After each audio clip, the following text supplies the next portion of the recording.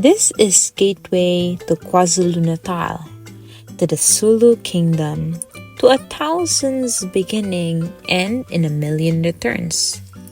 King Shaka International Airport, named for the warrior king who shaped a nation, feared and revered in equal breath.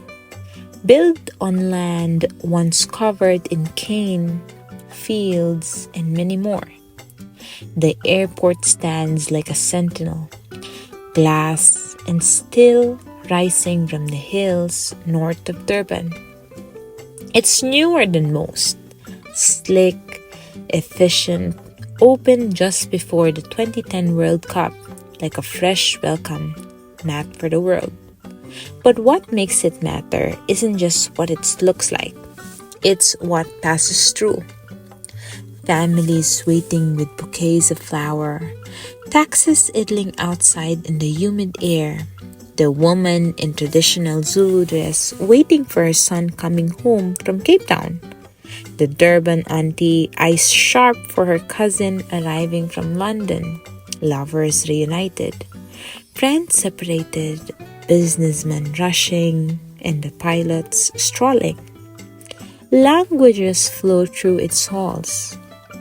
Zulu, English, African, Tamil, Hindi, Portuguese, and many more. A rhythm of accents, shoes tapping, gates opening, each passenger with a story. Some nervous, some impatient, some just tired.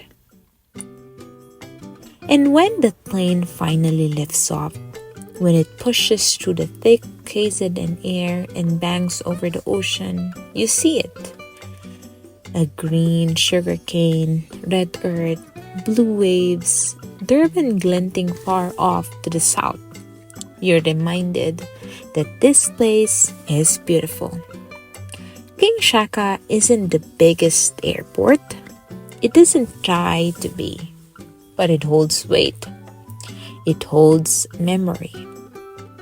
Because when you land here, you're not just arriving in Durban.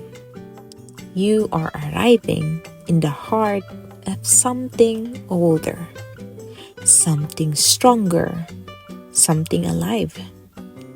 And that is the King Shaka Airport.